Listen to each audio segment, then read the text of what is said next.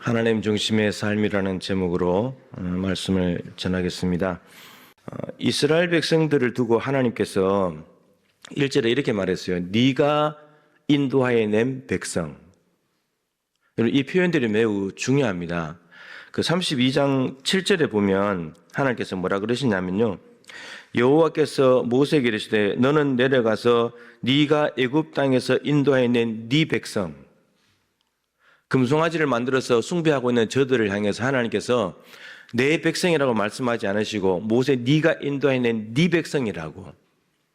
여러분, 하나님께서 이스라엘 백성들을 1인칭 내 백성이라고 말하지 않고 2인칭이나 그 백성이라고 말하실 때는 마음이 섭섭한 게 있는 거예요.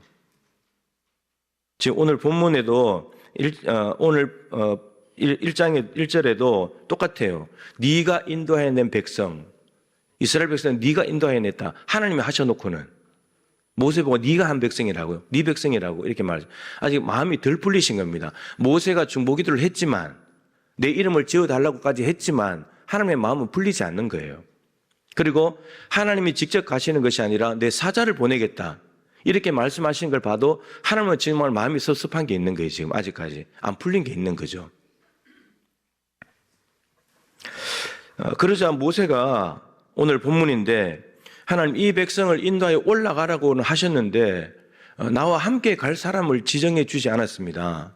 내가 누구와 함께 가야 되는 거죠? 이렇게 이제 하나님께 여쭈었던 거죠. 그랬더니 14절에 하나님께서 말씀 내가 친히 갈 것이다. 그리고 그 뒤에 붙어 있는 말이 중요한데 내가 너를 쉬게 하겠다. 모세를 쉬게 하겠다는 겁니다. 이 말을 어떻게 들으면 모세하고 이스라엘 백성들이 함께 올라가야 되는 건데, 그런데 하나님께서 모세가 내가 누구와 함께 가야 됩니까? 라고 했을 때 내가 함께 가겠다. 너를 그리고 쉬게 하겠다. 이 말은 마치 모세와만 함께 가겠다는 뜻으로 들려질 수 있잖아요. 이스라엘 백성들 제껴놓고 아직 마음이 덜 풀리셨으니까. 그래서 모세와만 함께 가겠다. 이렇게 들릴 수 있기 때문에 모세가 그래서 다시 15절에 하나님께 말씀하십니다. 만일에 주께서 친히 가시지 않는다면 우리를, 나뿐만 아니고 이스라엘 백성들을 포함해서 우리를 가나안 땅에 올라가라고 하지 마십시오. 하나님께서 가시지 않는다면 저는 안 갈 겁니다. 약속의 땅이지만, 그리고 하나님의 사자를 앞서 보내신다고 말씀하시지만 하나님이 함께 가시지 않는다면 우리 보고 가라고 하지 마십시오. 우리 안 갈 겁니다. 하나님이 계신 곳에 우리는 있을 겁니다. 모세가 참 놀랍잖아요. 모세의 중심은 하나님이에요. 하나님이 계신 곳에 있겠다는 거죠. 그래서 오늘 본문 아닙니다만 17절에 이렇게 말씀하시죠. 이 기도도 내가 너의 기도대로 내가 들어주겠다. 그래서 하나님께서 이스라엘 백성도 함께 가신다고 말씀하십니다.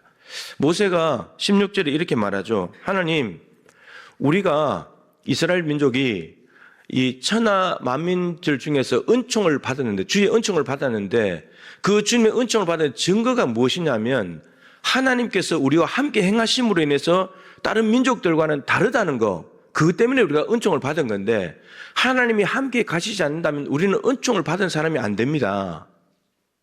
우리가 은총을 받은 증거는 다른 신들, 다른 민족에게는 없는 하나님이 계시기 때문에, 하나님이 우리와 함께 가시기 때문에 우리가 천하 만민 중에 구별되는 겁니다.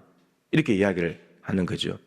그럴 때 하나님께서 그 모세의 말에 감동이 되셨는지 내가 너 이 기도도 내가 들어주겠다. 그래서 하나님께서 이스라엘 백성과 함께 가시겠다고 약속을 하시는 거죠. 모세는 철저히 하나님 중심입니다. 어디를 가고 무엇을 하고 기준이 하나님이 계시냐. 모세의 기준은 이거예요. 하나님이 계시냐. 여러분, 그것이 약속의 땅, 가나안 땅이라 할지라도, 심지어 하나님의 사자를 먼저 보내주신다고 하더라도 모세는 거기에는 관심이 없고 하나님이어야 된다는 거예요. 무조건. 하나님이 아니면 안 된다는 거예요. 하나님이 계신 곳에 나도 있겠다는 거예요.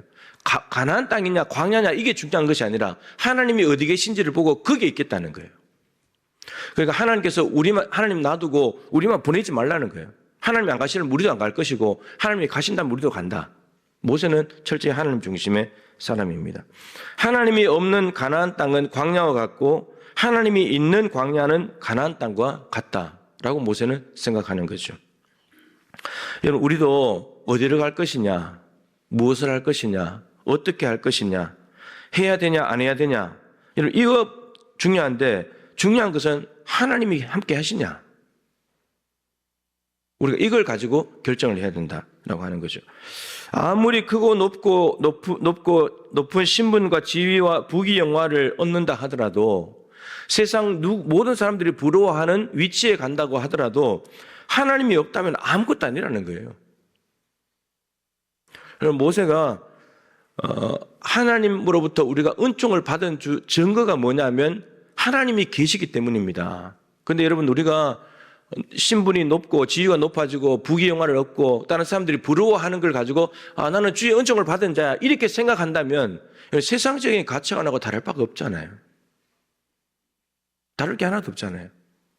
나 부자 됐어, 나 건강해, 나 우리 자식들 잘 돼, 이게 주의 은총을 받은 증거가 그거라고 한다면 하나님 없이도 잘 되는 세상 사람들이 건강하고 돈 잘 벌고 자녀들 잘 되는 거하고 뭐가 다르겠냐는 거예요. 하나님이 계셔야 다르지. 모세는 이걸 이야기하는 거예요. 하나님이 계셔야 다르다. 하나님이 없는 불신자들과 구별되지 않는다. 그런 게 주의 은총을 받은 증거라고 한다면 세상 사람들과 구별되지 않는다는 거예요. 세상 사람들은 똑같은 거고. 믿는 사람이 세상과 구별된 거룩한 백성으로 은총을 받은 증거는 하나님이 함께 행하시느냐. 그리고 모세는 그 함께 하신 하나님께 있으면서 하나님 중심이고 하나님이 목적인 사람이죠. 모세의 목적은 가나안이 아니에요. 모세의 목적은 하나님입니다. 이게 명확해야 되는 거예요. 이스라엘 백성들의 목적은 가나안입니다. 그런데 모세의 목적은 하나님이에요. 하나님 중심이니까. 자, 민수기 13장 14장에 가면 약 1년 뒤에 시내산에 1년 동안 머물렀고, 그러고 나는데 민수기 10장 11절에 다시 이스라엘 백성이 출발했는데 얼마 되지 않아 13장 14장에 가서 가나안 정탐을 갔다 옵니다. 그리고 이제 가나안 땅에 다시 이제 올라가려고 하는 시점이 된 거죠. 근데 돌아와서 10명이 사실대로 보고하면서 못 간다고 했죠. 200만 명이 못 간다고 됐습니다. 하나님이 진노했습니다. 그래서 너희들 40일 동안 정탐인데 하루를 1년으로 계산한 40년 동안 방황하게 될 것이다. 하나님으로부터 이 말씀을 듣고 이 무시무시한 하나님의 심판의 말씀을 백성들에게 전했습니다. 백성들이 전했더니 이스라엘 백성들이 두렵게 된 거죠. 우리가 40년 동안 광야에서 방황하게 된다고 이렇게 생각하면서 이스라엘 백성들이 뭘 하냐면 가나안 땅에 올라가겠다고 또 난립니다. 모세가 이렇게 말합니다. 올라가지 마라. 지금 올라갈 때가 아니다. 그리고 결정적으로 이렇게 말합니다. 하나님이 함께 가시지 않는다. 가야 돼요, 말아야 돼요? 안 가야 되죠. 근데 이스라엘 백성도 올라갑니다. 그래서 가나안 족속들이 얻어 터지고 돌아와요. 패배당하고 옵니다. 그러니까 이스라엘 백성들은 청개구리 같아요. 가라고 할 때는 아낙 자손 때문에 못 간다 그러고, 가지 말라고 하니까 또 올라가 버리고. 하나님 중심이 아닌 거예요. 심판이 두려워서 하나님께 40년 방황하지 않으려고 가나안 땅에 가겠다는 거예요. 조금 전에 아낙 자손 때문에 못 간다고 해놓고는.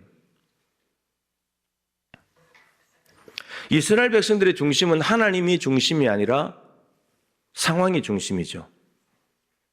하나님 말씀이 중심이 아니라 자신들의 생각. 우리 올라가면 아낙 자손한테 발표 주고 메뚜기야. 우리는 상황 중심, 이성적이고 생각 중심이죠. 하나님의 능력, 아낙 자손보다 더 큰 하나님의 능력 중심이 아니라 아낙 자손들의 능력, 자신들의 약함이 중심인 거죠. 그러니까 하나님의 뜻에 도달 못하는 거예요. 하나님 중심이 되어야 하나님의 뜻에 도달하게 되는데 다른 걸 중심으로 삼아버리니까 하나님으로부터 자꾸 벗어나게 된다는 거죠. 근데 모세는 세월이 지나도 여전히 하나님 중심이에요. 하나님 중심. 자, 이제 다윗 이야기를 좀 하려고 하는데, 다윗을 보면 이제 다 얘기했던 거예요. 사울과 시므이. 사울은 다윗이 골리앗 죽이기 때문에 쫓아다니면서 죽이려고 그러고, 시므이는 압살롬 때문에 이제 피난 가는데 쫓아가서 저주하고, 그런데 다윗이 손대지 않아요.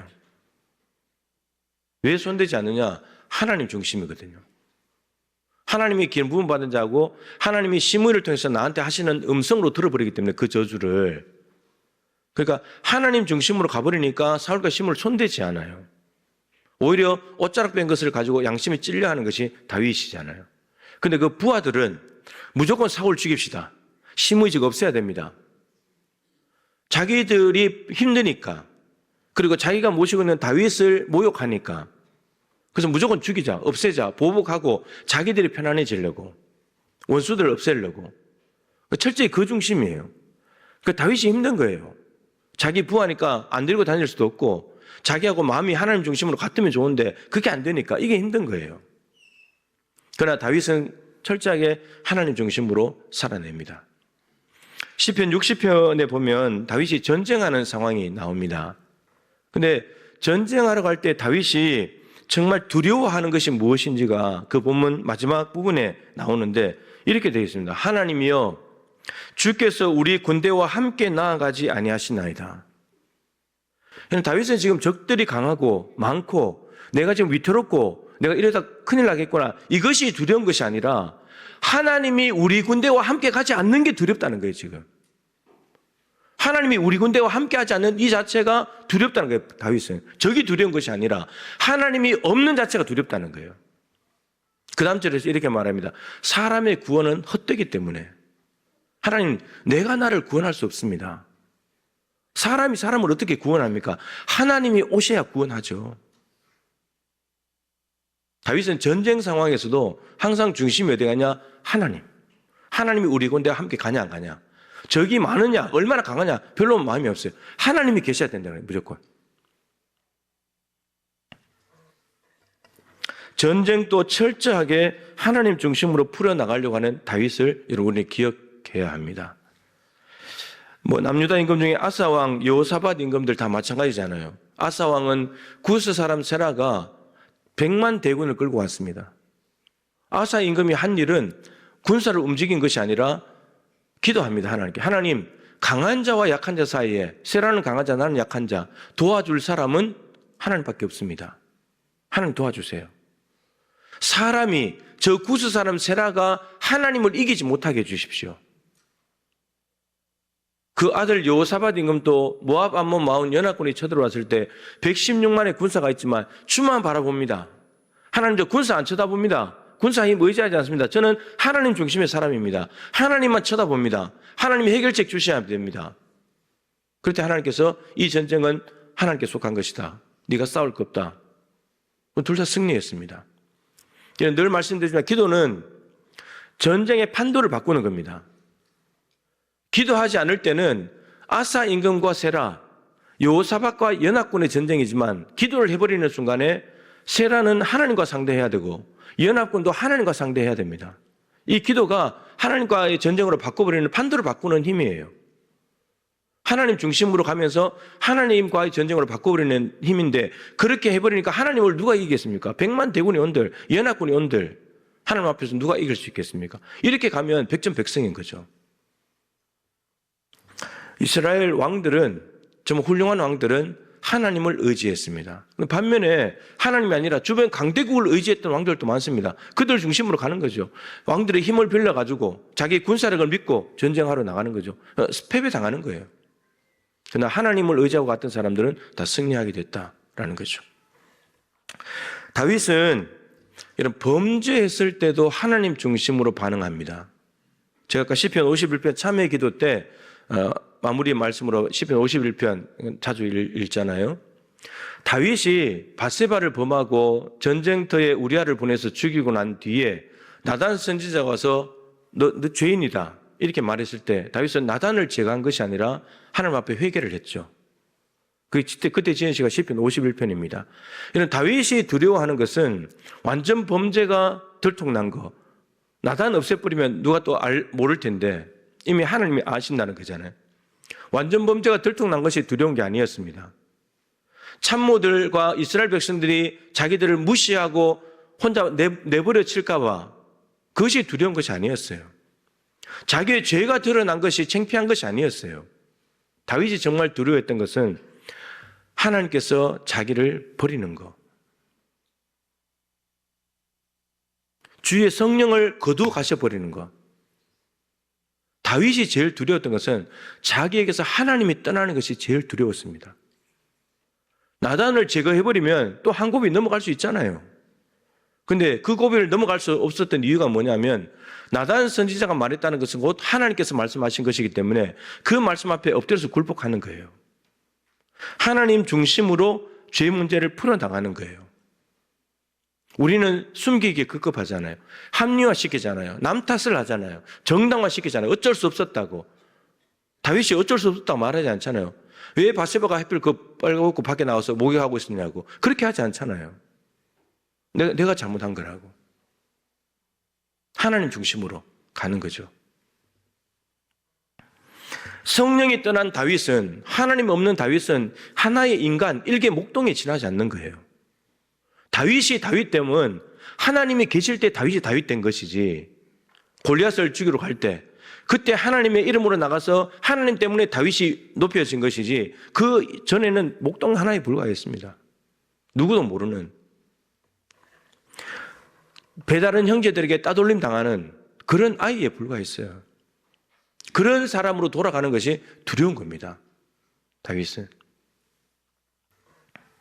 그런데 우리는 하나님으로부터 버림받는 것은 별로 두렵지 않고 사람들에게 드러나서 창피당하고 부끄러움 당하고 그것 때문에 더 두려워하지 않습니까, 우리는? 하나님 중심이 아닌 거죠. 내 체면 중심은 내 자존심 중심이지 하나님 중심이 아닌 거예요. 사도 바울도 철저히 하나님 중심의 사람이죠.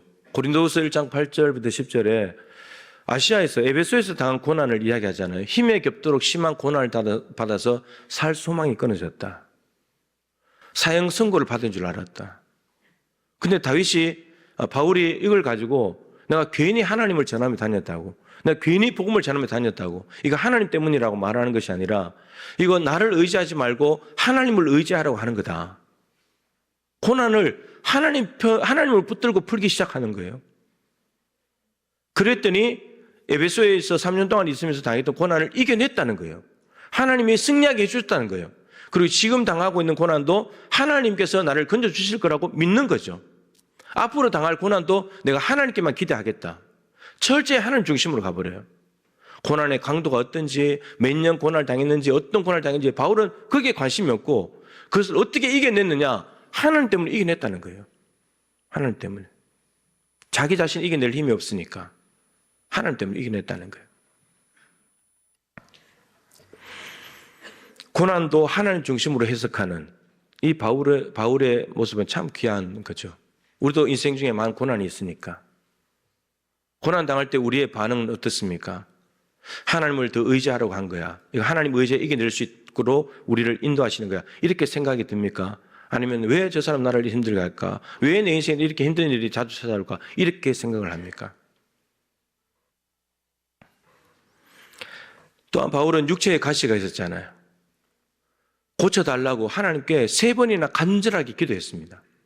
근데 돌아온 답은 거절이었어요. 여러분, 바울은 거절 자체에 주목하지 않았어요. 바울이 주목한 것은 하나님이 거절하시는 이유였어요. 내 은혜가 내게 족하다. 내 은혜는 지금도 충분하다. 왜냐하면 이는 내 능력이 약한 데서 온전해진다. 바울아, 네가 약한 채로 있어야 내 능력이 온전해져. 그러니까 너 약한 채로 있어. 은혜가 충분해. 여러분, 바울이 거절만 생각했다면 섭섭했을 텐데 거절하시는 하나님의 이유를 듣고 난 뒤에 바울은 오히려 그것을 받아들이면서 자기의 약한 것을 기뻐하고 심지어 자기의 약한 것을 자랑하는 사람이 됐습니다. 언제나 우리의 모범이 되시는 예수 그리스도도 마찬가지입니다. 예수님은 언제나 하나님 중심이었죠. 요한복음 8장 29절에 나를 보내신 이가 나와 함께 하시도다. 나는 항상 그가 기뻐하시는 일을 행함으로 나를 혼자 두지 아니하셨다. 아버지께서 내게 하라고 주신 일을 이루어 내가 이 세상에서 아버지를 영화롭게 했습니다. 겟세마네 동산에서도 이 잔이 내게서 지나가기 위해서 이 진노의 잔, 무시무시한 하나님의 진노의 잔을 나는 질 수가 없습니다. 그렇지만 아버지의 뜻대로 되기를 원합니다. 아버지의 뜻에 맞춰서 가시는. 이런 십자가를 지기 위해서 온갖 유혹들을 다 물리치고 베드로에게 사탄아 물러가라고 하시면서 제자들에게 그렇게 심하게까지 말씀하시고 이스라엘 왕이 되는 것도 거부하시고, 그런데 십자가 앞에서 그렇게 힘들었지만 자기를 꺾고 마침내 고난과 부끄러움을 개의치 않고 십자가에 달리시는, 하나님 뜻을 이루기 위해 하나님 중심으로 가시는 예수님의 모습을 보게 됩니다. 하나님 중심이 아니었다면 이러한 삶들을 살아갈 수가 없는 거죠. 좋은 거 취했을 테고 힘든 거 피했을 테고, 근데 좋은 거 다 버리고 힘든 거 끌어안으면서 십자가로 가시는 예수님을 보게 됩니다. 말씀을 마치도록 하겠습니다. 여러분, 신앙은, 기도는 응답이 아니라 관계 위에 세워져야 합니다. 응답 위에 세워지게 되면 하나님이 침묵하시거나 하나님이 거절하시거나 하시게 되면 우리의 신앙이 흔들리게 됩니다. 그렇지만 관계 위에 세워지게 되면 하나님이 침묵하셔도 여전히 아버지와 아들, 자녀 관계니까 하나님이 거절하신다고 하더라도 아버지께 뜻이 계시겠지, 이렇게 되면 우리의 신앙은 흔들리지 않게 됩니다. 신앙은 선택입니다. 나의 만족과 유익을 위해서 선택할 것인가, 하나님의 관계, 하나님의 기쁨을 위해서 선택할 것인가. 여러분, 우리는 본성상 자기의 만족과 유익을 위해서 다 선택합니다. 근데 우리가 한 가지 질문해 봐야 되죠. 이 선택이 과연 하나님과 나와의 관계를 더 깊게 만드는가? 이 선택을 통해서 하나님과 더 가까워지는가? 청년 시절에 연애할 때도 연애하면서 이 사람과 만나서 연애하면서 우리가 하나님께 더 가까이 갈 수 있는가? 아니면 인간적인 쾌락만 추구하는가? 그렇다면 헤어져야 되는 거죠. 하나님께 더 가까이 갈 수 있는가? 그렇다면 건강하게 교제하는 것이고, 우리의 선택 자체가 우리는 우리 중심으로, 우리 욕심으로, 내 유익으로 치우쳐져 있다는 거죠. 그런데 선택은 하나님 중심으로 선택을 해야 된다는 거죠. 내가 기뻐하는 것이 아니고 하나님이 기뻐하신다면, 내가 기뻐하지 않는 것이라 할지라도 하나님이 기뻐한다면 선택해야 되는 거고, 내가 보기에는 이 길이 옳은 것 같은데 하나님이 저 길이 옳다면 내가 저 길을 선택하는 것이고, 하나님 때문에. 우리가 어디를 가든지 무엇을 하든지 어떻게 하든지 간에 하나님을 선택한다면, 하나님과의 관계를 우선으로 하고 그 관계가 유지되고 깊어지고 끈끈하게 되는 것을 선택할 수만 있다면 하나님 중심의 삶을 살게 될 것이고, 그렇게 된다면 어떤 상황에서도 우리는 흔들리지 않는 믿음의 사람이 될 줄로 믿습니다. 말씀드렸던 모세, 다윗, 바울, 예수님, 이런 상황은 여러 가지예요. 어디로 갈 것인가, 올라갈 것인가 말 것인가, 어디로 갈 것인가, 어떻게 해야 될 것인가, 고난이 오고 유혹이 오고 질병이 찾아오고 전쟁 상황이고 문제가 발생했고, 상황은 여러 가지인데 푸는 방법은 똑같아요. 하나님 중심으로. 하나님이 뭘 원하시냐, 하나님이 어디에 계시냐, 하나님이 어떻게 하기를 원하시느냐, 그렇게 문제를 풀어가면 인생에 어떤 문제가 찾아오더라도 다 풀어낼 수 있다는 거죠. 우리 중심으로 가버리면 다 꼬여버리는 거예요. 하나님 중심으로 갔을 때, 여러분, 이분들이 모세, 다윗, 바울, 예수님, 이분들이 하나님 중심으로 풀어서 잘못된 게 뭐가 있습니까? 다 하나님과 동행하고 하나님께 쓰임받는 아주 위대한 믿음의 사람들이 되지 않았습니까? 여러분, 이 시대도 하나님은 이런 사람들을 찾으십니다. 아무리 눈앞에 보이는 이익이 왔다 갔다 그리고 돈이 왔다 갔다 그리고 명예와 권력이 왔다 갔다 하더라도 하나님 중심으로 과감하게 노라고 할 수 있는 사람, 이거 아닌 거 알지만, 모든 사람들이 아니라고 하지만 하나님 때문에 예스라고 할 수 있는 사람, 하나님 그 사람을 찾으신다는 겁니다. 그래서 이 시대 가운데 하나님의 구원 역사를 위해서 하나님께서 사용하기를 원하신다는 거죠. 우리가 하나님 중심으로 살아서 하나님과 관계가 더 깊어지고, 주님 앞에 갈 때는 하나님 앞에 정말 딱 달라붙어서 끊어지지 않는 믿음의 관계가 유지되어서 믿음의 사람으로 이 시대 가운데 쓰임받는 우리 모두가 될 수 있기를 소망합니다.